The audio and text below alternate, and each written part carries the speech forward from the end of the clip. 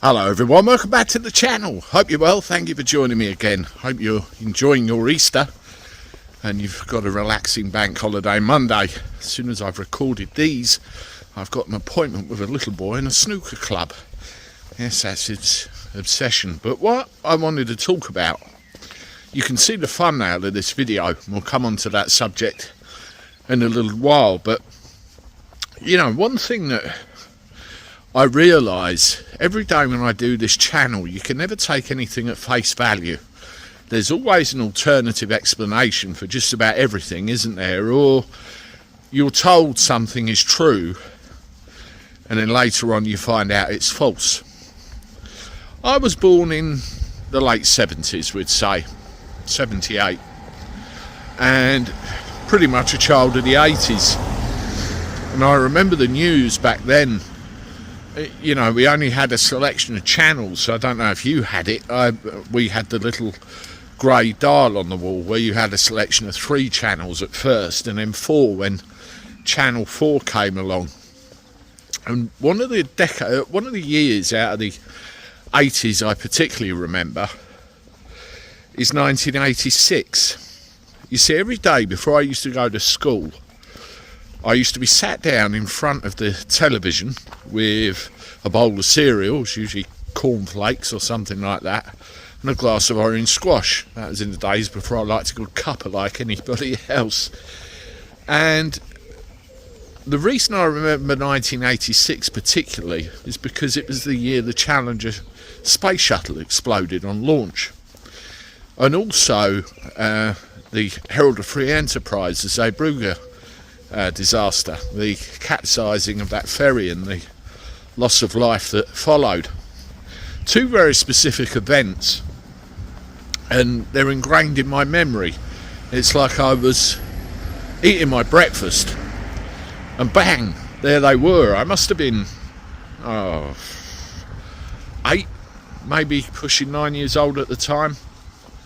And you know, here we are all this time later and I'm nearly 50 and still remember it as if it was yesterday. But there's one very particular nuanced thing that we have in the 80s. The news was just that. They told us about something that had happened and that was it. You know, this is the news at 9 o'clock, the shuttle exploded, end. You roll forward all these years later and we have literally a 24-hour news cycle. We have so many channels to choose from and an awful lot of airtime to fill.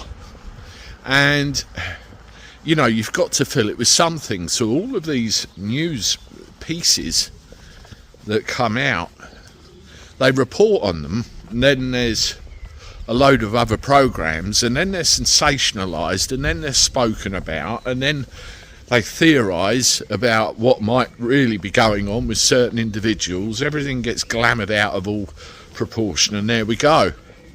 And where people are beginning to lose faith in the 24-hour news cycle, alternative media channels spring up who have more of an understanding of real life, aren't silly, woken up just a little, and don't take, as I said originally at the start of this video, on face value what you're told in the news, because sometimes there's a lot more going on than really meets the eye. Which brings us on to the main subject of this video. And when you look at the way things are run in this country, the way things are run all over the place, Europe mainly, there seems to be a little bit of commonality every now and again in the way things are coordinated. Well, one very big one that stuck out to me was 3 or 4 pictures I saw where they all said "Build Back Better," the same slogan, all coordinated. Now there's a certain fella, this one here, who's caused a bit of a stir, being the head of an organisation those of us that ask the relevant questions don't like very much, because when you disappear down that rabbit hole you think, well, it's come out in the news and you can see that here, that he's stood down with immediate effect. I suppose you could call it retirement. everyone's going to think, way, Mr. Schwab's going, the end of the weffers. Now, as the title of this video indicates, what's really going on, because this man, this individual, whatever you want to call him, has been at this for nearly 60 years, 55 actually, if you want to be exact about it, and he's got this long-term goal, this long-term project that he wants to see through to its fruition and change the world effectively in his image. And the branches of this organisation that he's led are literally everywhere. They're into every business, every country, every government, all over the place. You name it, they're in it.